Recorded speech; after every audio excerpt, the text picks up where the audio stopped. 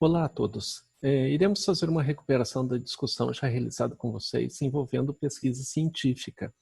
É importante correlacionar que a pesquisa científica, dentro da psicologia, ela é trabalhada levando em conta alguns elementos fundamentais que devem ser entendidos e definidos pelo pesquisador, como, por exemplo, em relação ao objetivo, né? Qual é o caminho que a pesquisa vai se ter em termos de desdobramento, algumas perguntas importantes que devem ser correlacionadas em relação ao projeto, como o que fazer, que é o problema, por que o problema será realizado, que é a justificativa, para quem fazer esse tipo de trabalho de investigação, que são os objetivos, em relação ao campo local de pesquisa, né, onde ela será realizada, no método estabelecendo como ela será feita, recursos necessários, né, com que serão feitos, em relação ao cronograma, quando fazer, orçamento e verba, né, com quanto, como pagar, caso tenha despesas na pesquisa, com a pesquisa, e para quem que a pesquisa, com quem que a pesquisa será desdobrada, né, se será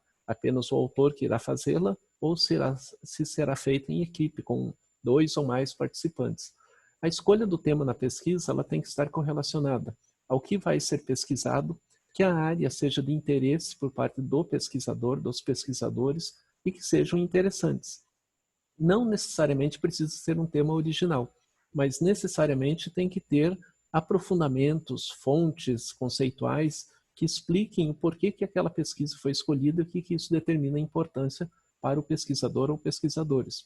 A revisão de literatura é simplesmente um processo fundamental, pois é ela que vai dar base para as justificativas em termos da importância que a temática escolhida pelo pesquisador ou pesquisadores veio a ter.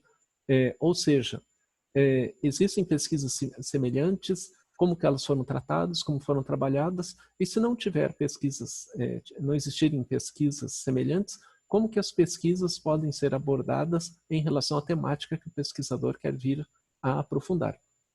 Em relação à justificativa, né, por que estudar o tema, né, é importante que os pesquisadores coloquem ali quais vantagens se tem com a pesquisa e como que ela pode ser efetivamente importante no sentido pessoal e cultural do pesquisador.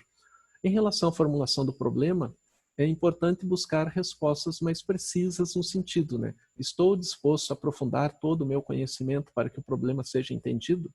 Mesmo que a resposta que eu venha a ter lá no final não seja uma resposta que tenha como base toda a conclusão daquilo que eu formulei como problema, eu vou ter caminhos que delimitem a ideia do que eu estou pesquisando.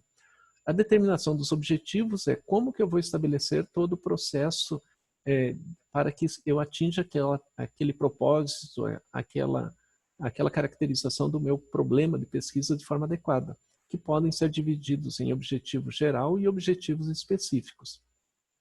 Método ou metodologia vai se caracterizar de como a pesquisa vai ser organizada, né? Qual o tipo de pesquisa, qual a amostragem que eu vou vir a ter, que instrumentos serão utilizados, como que os dados serão interpretados, ou seja, eu vou explicar toda a demanda do andamento, do caminho que a pesquisa vem a ter, sendo um elemento fundamental em relação aos conceitos teóricos que eu venho a adotar para caracterizar a pesquisa de modo adequado, a investigação de modo adequado ao meu problema.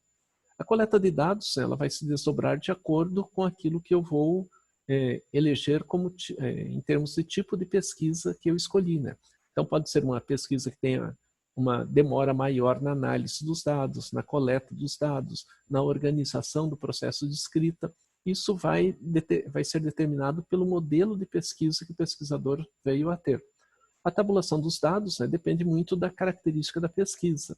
Ela pode ter por base a explicação de um diálogo coletado junto aos pesquisados, como pode ter como característica o uso de tabelas, gráficos, cálculos, enfim, depende da demanda que a pesquisa veio a ter. E análise e discussão dos dados é quando vai se fazer uma correlação entre os dados coletados com a base teórica que o autor utiliza para poder dar uma delimitação, uma compreensão em relação ao problema que ele elegeu. Ou seja, na análise e discussão de dados, há um debate entre os dados obtidos na pesquisa com os conceitos teóricos que falam dessa temática. Conclusão ou considerações finais não necessariamente significa que a pesquisa chegou num determinado resultado, esse resultado é inquestionável. Ao contrário, a pesquisa ela vai trazer dados de um determinado público que foi investigado e com base nesses dados vai se indicar tanto as potencialidades que a pesquisa veio a ter, como algumas limitações que podem implicar num novo processo de investigação e aprofundamentos sobre aqueles dados que ficaram imprecisos na própria pesquisa. Então, uma pesquisa não precisa necessariamente, ao fechar-se, ter todos os dados definidos, mas ela pode contribuir para reflexões que referem-se a esses dados, inclusive para novas pesquisas. E a redação do trabalho deve ter por base normas ou estilos previamente estabelecidos, de acordo com cada exigência que se venha a ter. Por exemplo, os 3 principais, APA, ABNT, Vancouver, mas depende de qual tipo de exigência que impede a produção do artigo ou onde o artigo será publicado tem como exigência ou como característica.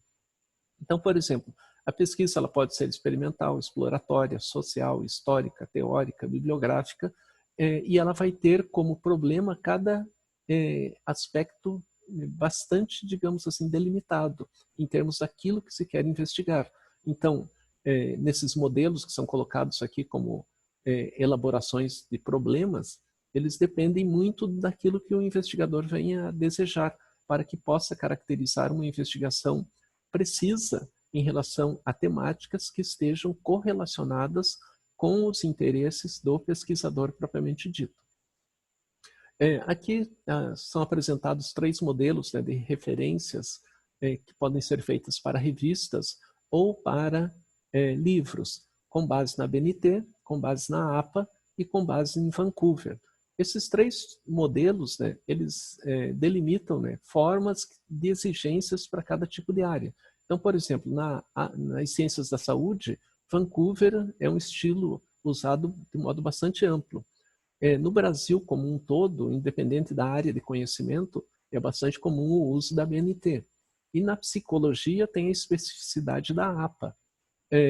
Cada uma dessas referências depende de exigências que sejam feitas num curso, na produção de um artigo, numa revista, ou seja, cada característica delimita um tipo de estilo que serão elaborados. No caso da psicologia, as 3 formas fazem parte do uso recorrente, pois a psicologia dialoga com as ciências da saúde com as ciências humanas, que quer dizer que vai fazer uso tanto da BNT quanto de Vancouver.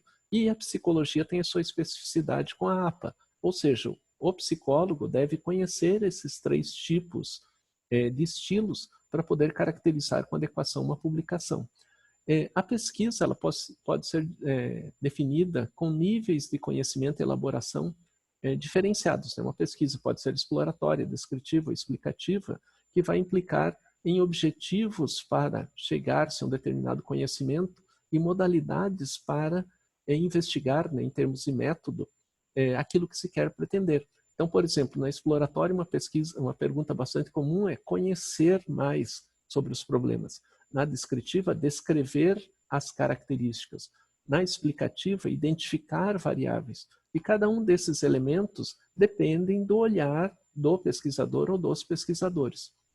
Aqui, basicamente, o que se demonstra é que as pesquisas elas podem ter as características de níveis diferentes, mas elas podem ser elaboradas em conformidade com aquilo que o pesquisador vem a ter. Se a pesquisa dele é de campo, laboratório, bibliográfica, ela pode usar os 3 níveis para serem desdobradas, sendo que o pesquisador vai escolher um desses níveis que depois vão se caracterizar nos procedimentos do tipo de pesquisa, se é experimental, ex post facto, levantamento, estudo de casos, pesquisação, bibliográfica, documental, enfim. A pesquisa exploratória, ela tem como característica conhecer com mais detalhes um determinado fenômeno, buscando recuperar informações disponíveis. E ela pode ser feita através de levantamentos bibliográficos, entrevistas, visitas.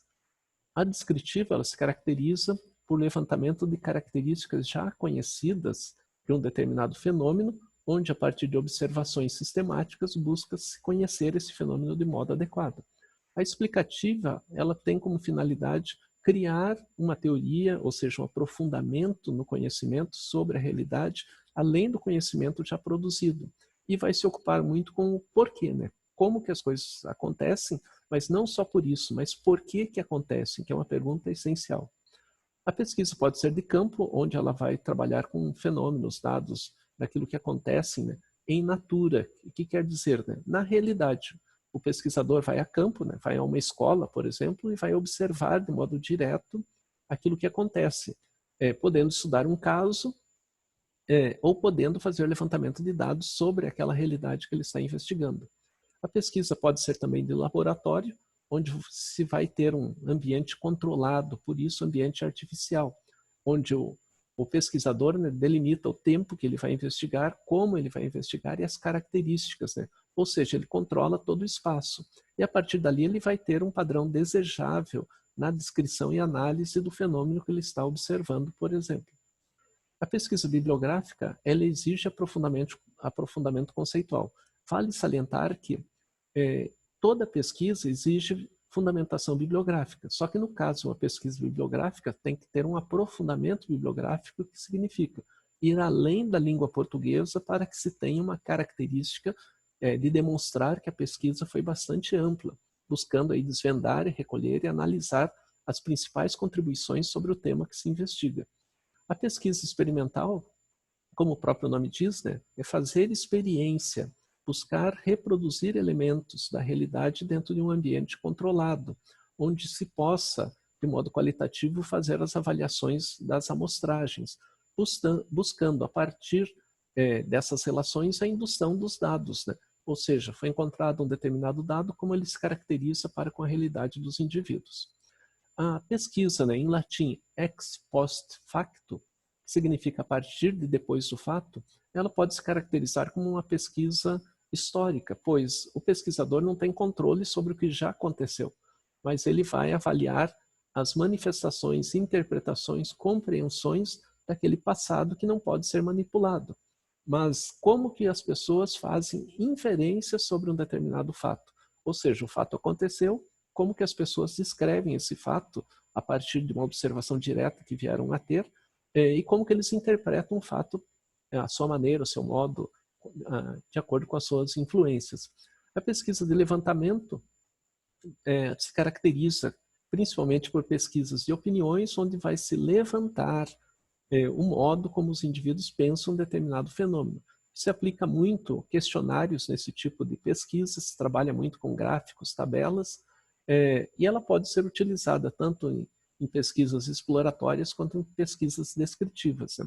A vantagem é que, de modo bastante rápido, né, se pode quantificar dados sobre um determinado problema. A limitação é que ela acaba não aprofundando, porque são pesquisas pontuais, que quer dizer, em determinado momento se faz a pesquisa e a partir daquele dado se coleta uma determinada informação. Esse tipo de pesquisa é muito adotado em pesquisas eleitorais. O estudo de caso é uma pesquisa que envolve um tempo de trabalho um pouquinho mais amplo, onde é necessário investigar a vida real, que quer dizer, vai estudar um caso estando dentro do caso e acompanhando todo o contexto de como ele vai ocorrendo, ou como que um fenômeno ocorreu e as implicações que ele tem no dia a dia. Ou seja, estudo de caso implica no acompanhamento regular em relação a um fenômeno complexo que está sendo investigado. A pesquisação, ela basicamente o que é? É o pesquisador estando dentro de uma comunidade, por exemplo, participando junto com os investigados na resolução de um determinado problema. Ou seja, a busca de solucionar aquele problema é de interesse do pesquisador também. Então, o pesquisador não só pesquisa, como participa das ações buscando uma melhor qualidade de vida, por exemplo, em relação aos sujeitos, ao grupo que ele está investigando. A pesquisa documental, ela tem por base investigar documentos que são produzidos e não necessariamente publicados, buscando entender uma determinada realidade.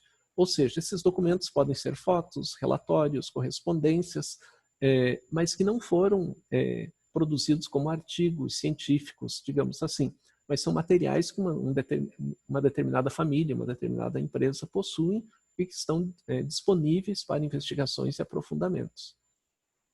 E é importante a gente fazer uma correlação entre informação e conhecimento e suas diferenças. Né? A informação, ela se caracteriza como objetiva porque tem por base em algum elemento da realidade.